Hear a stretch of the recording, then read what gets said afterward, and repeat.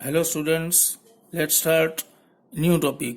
Now this is totally new for you. Okay, geometrical meaning of zeros of polynomial. Geometrical means graphical. We have to draw graph of this polynomial. Go for linear polynomial. Suppose this is x-axis, this is y-axis, and this is the graph of linear polynomial. This is graph. Here also this is x-axis, this is y-axis, and this is the graph of linear polynomial. So you can see that linear polynomial always shows straight line. Graph of linear polynomial is straight line. So what is our first point? Graph of linear polynomial is always a straight line. Okay? X coordinate of the point in which graph of linear polynomial intersect at x-axis is called zeros of that polynomial. Now how we can find zeros of polynomial using graph?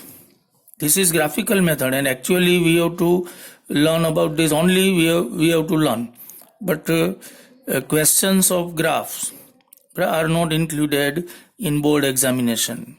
Okay, only we should know about this.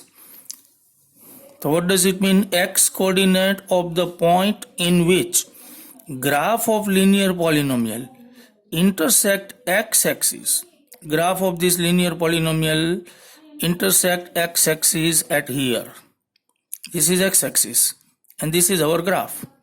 Graph of linear polynomial intersects x-axis at here. So this point, x-axis, not y-axis. This is y-axis, but we need not this point. Okay, only x-axis and our graph intersect x-axis. We know that on x-axis y coordinate is 0. Okay, so we will take only this coordinate, x coordinate. The x coordinate of the point, this point, and this is the x coordinate of this point in which graph of linear polynomial intersect at x-axis. This is graph and this is x-axis. Intersecting point is this, and this point we will take x coordinate. The E is called 0. This is the zeros. Okay, so from graphical method we can find zeros like this. This point here, this is our graph and this is x-axis. Intersecting point is this. In the point at which x-axis intersect the graph, not y-axis. This is y-axis. Okay, we will take only x-axis. X-axis intersect the graph at this point, and this coordinate is x coordinate of this point. Okay, so this point is called zeros of this polynomial. So from graphical method we can find zeros like this. The polynomial showing horizontal line has no zeros because x-axis does not intersect, because we must have a point which intersect x-axis. This is linear polynomial. Here x-axis intersect here. This is vertical line. Here x-axis intersected here. But suppose line is horizontal. Suppose linear polynomial is like this, in which graph is horizontal. See in next page.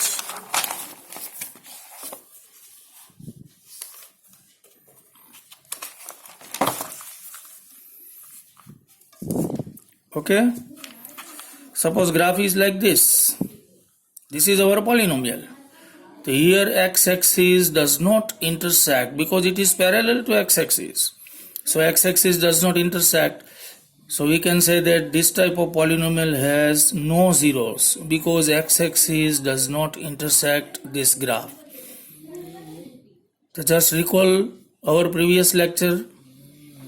I have told you that linear polynomial has maximum 1 0. Maximum. I have not told you that linear polynomial has 1 0, exactly 1 0. Not like this. Okay, linear polynomial has maximum 1 0 means zeros will be either 1, you will get only 1 0, or 0 matlab means no zeros. So in this type of situation, suppose line is parallel to x-axis, then this line, this linear polynomial line of this polynomial does not intersect x-axis, so we cannot get any zeros. Okay, that is why we say that we are saying that a linear polynomial has maximum 1 0. Now, graph of linear polynomial passes through the origin as 0 as its zeros, like this. Suppose this is the graph of our linear polynomial, this type of graph, and this is our x-axis. So then x-axis intersect this graph of polynomial over here, means origin, and we know that origin has coordinate 0 0. So this is x coordinate 0. Y is always 0 on x-axis, y coordinate, but here x coordinate is also 0.